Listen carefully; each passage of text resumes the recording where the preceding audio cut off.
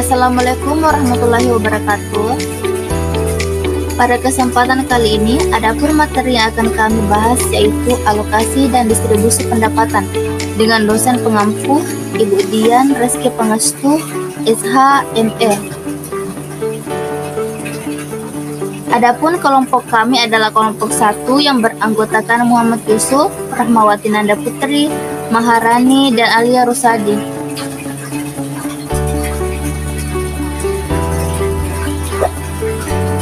Selanjutnya, saya akan menjelaskan materi efisiensi alokasi. Apa sih itu alokasi? Alokasi juga dapat diartikan penentuan banyaknya uang atau biaya yang disediakan untuk suatu keperluan. Dalam pemerintah, alokasi adalah pembagian pengeluaran dan pendapatan di suatu departemen, instansi, atau cabang perusahaan, baik dalam perencanaan maupun pelaksanaannya. Yang kedua, prinsip alokasi pendapatan. Prinsip alokasi pendapatan dalam ekonomi mikro Islam didasarkan pada prinsip keadilan dan keseimbangan. Prinsip ini menekankan pentingnya memastikan bahwa setiap orang menerima bagian yang adil dari pendapatan yang dihasilkan oleh masyarakat. Yang ketiga, prinsip-prinsip alokasi pendapatan dalam Islam. Dalam Islam, alokasi pendapatan harus dilakukan dengan memperhatikan aspek keadilan dan kesetaraan.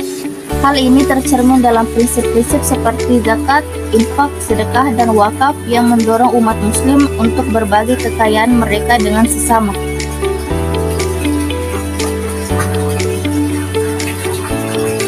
Adapun materi selanjutnya itu distribusi pendapatan, terbagi menjadi dua. Yang pertama, distribusi pendapatan dalam rumah tangga, terbagi juga menjadi tiga. Yang pertama, wajib bagi muslim, yaitu nafkah, musada, zakat. Yang kedua, sunnah bagi muslim, infak, akikah, wakaf. Dan yang ketiga, hukuman. Yang pertama, kafarat. Yang kedua, dam atau diyat. Yang ketiga, nuzur. Adapun yang kedua, distribusi pendapatan dalam negara. Yang pertama, pengelolaan sumber daya. Dalam pengelolaan sumber daya yang tersedia, pemerintah atau negara harus mampu mendistribusikan secara baik atas pemanfaatan tanah atau lahan dan industri.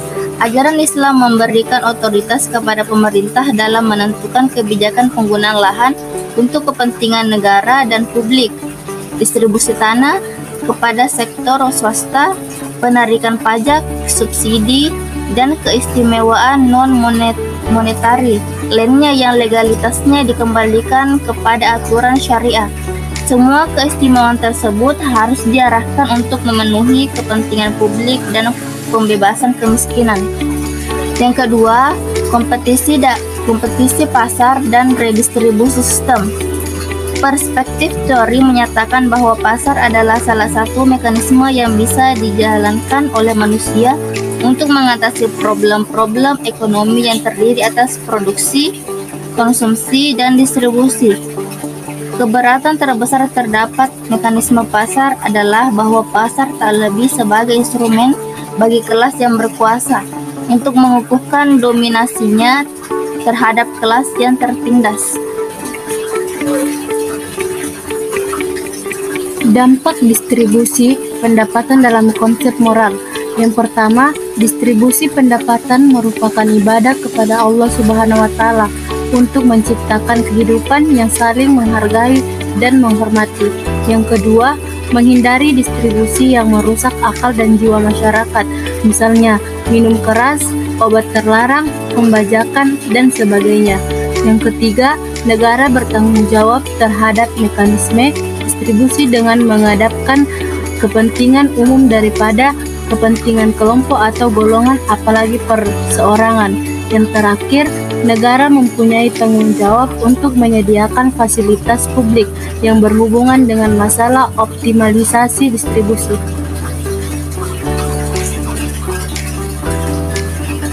Distribusi pendapatan dalam Islam. Dalam ekonomi Islam, distribusi berhubungan dengan aspek sosial dan aspek politik, sebagaimana dari upaya pemenuhan kebutuhan hidup masyarakat yang lebih baik.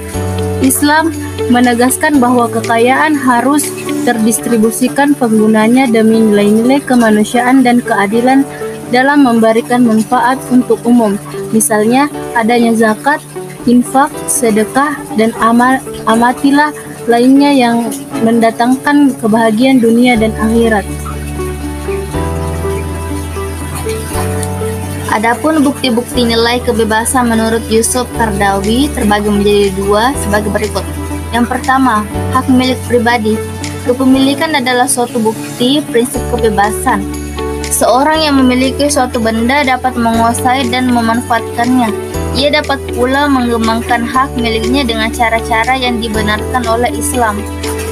Yang kedua, warisan dan wasiat. Adapun penjelasan dari warisan dan wasiat terdapat dalam Quran Surah Al-Imran ayat 189 yang berbunyi, "Dan milik Allah lah kerajaan langit dan bumi, dan Allah Maha Kuasa atas segala sesuatu." Tantangan dalam alokasi dan distribusi pendapatan ekonomi mikro Islam. Meskipun konsep alokasi dan distribusi pendapatan dalam ekonomi Islam sangat penting, namun ada beberapa tantangan yang perlu diatasi dalam penerapannya. Salah satunya, tantangan tersebut adalah kesenjangan ekonomi antara individu atau kelompok tertentu. Demikian beberapa hal yang bisa saya jelaskan pada video kali ini. Saya mohon maaf yang sebesar-besarnya apabila ada tutur kata yang salah dari saya. Semoga apa yang saya sampaikan berguna untuk diri saya sendiri dan teman-teman sekalian. Zikir, pikir, dan amal soleh. Wallahu muwaffiq ila aqwamit thoriq. Wassalamualaikum warahmatullahi wabarakatuh.